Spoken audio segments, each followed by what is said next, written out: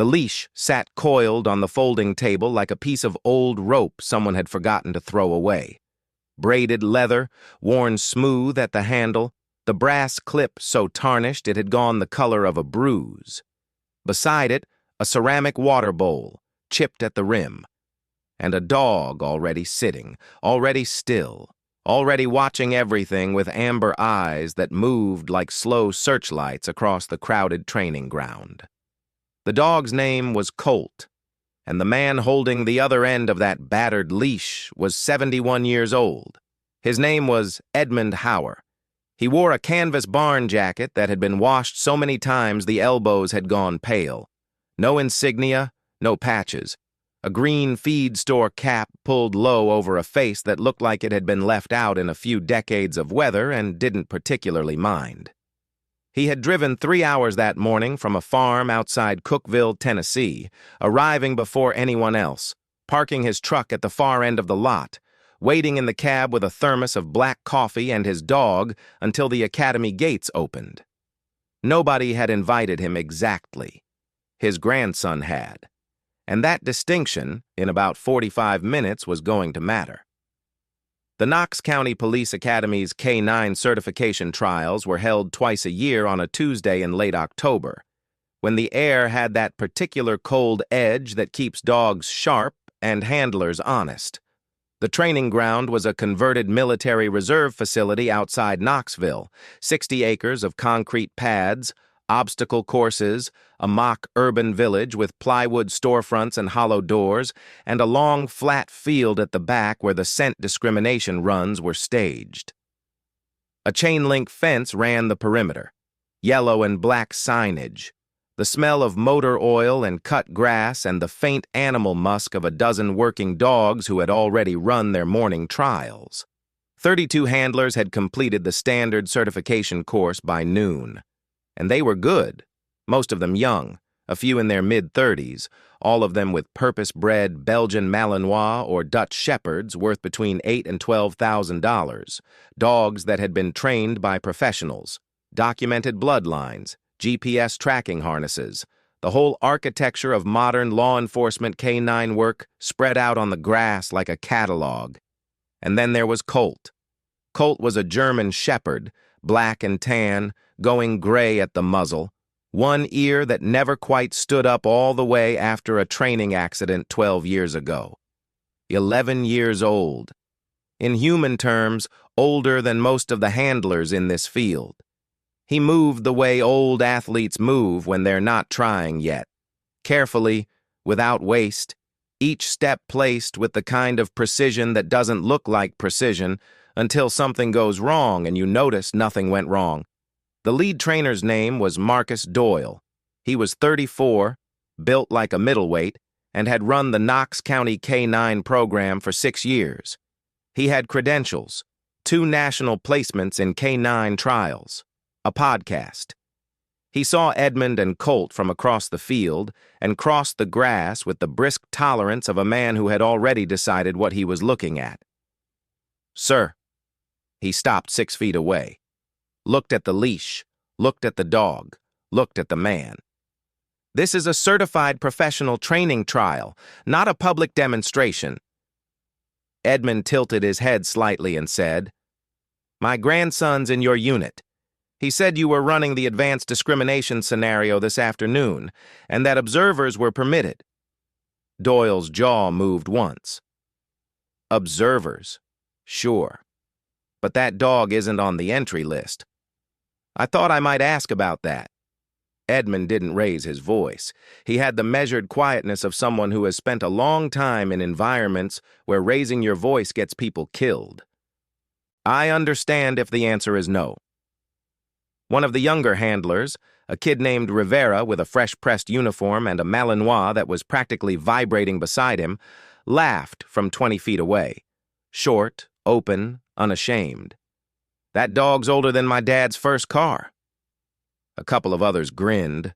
Doyle looked at the crowd, then back at the old man, and something shifted in his expression.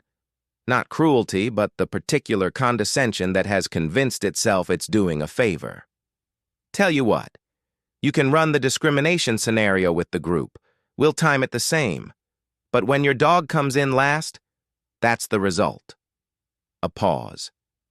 Fair? Edmund considered this. He reached down, very slowly, and adjusted the braided leash where it met the clip, a small and meticulous gesture, his hands moving with a steadiness that didn't belong to the rest of him. That's fair, he said.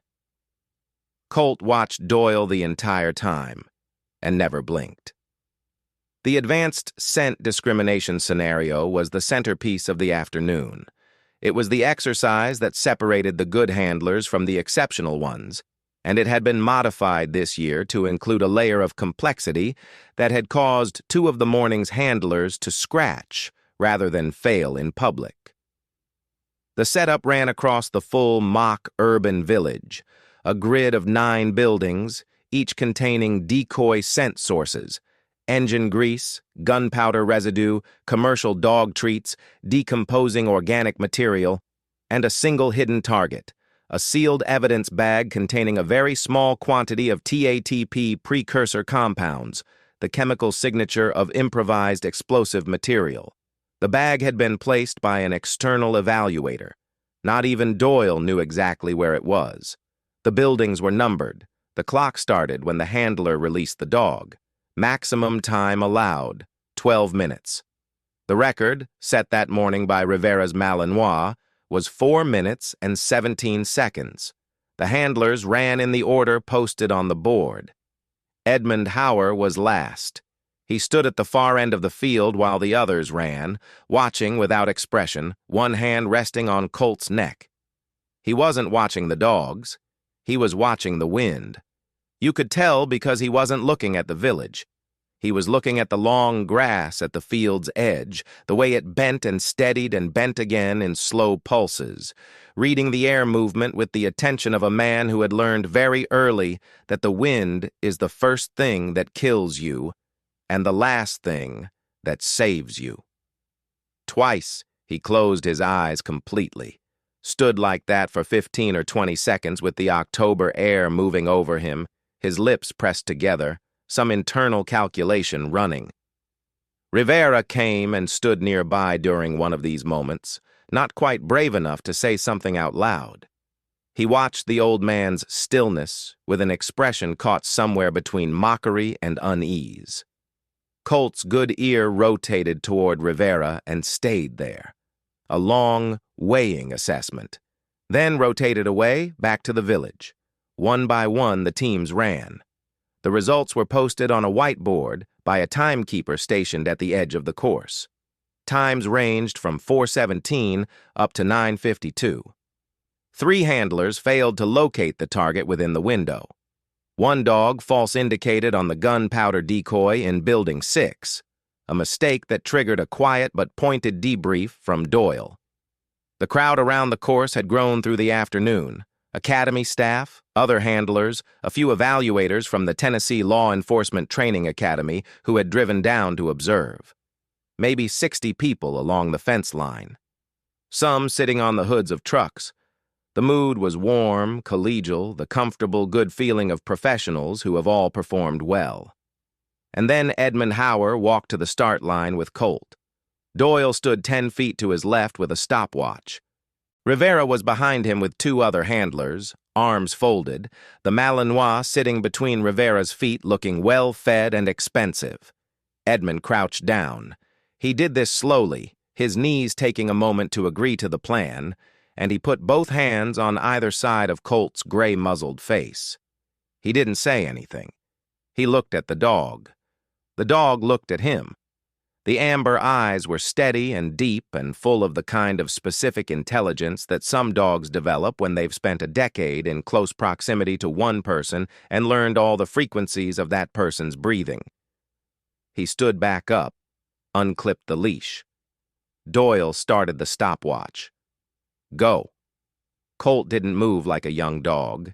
He moved like a tide, low, smooth, unhurried, the big paws covering ground quietly on the gravel path between the buildings.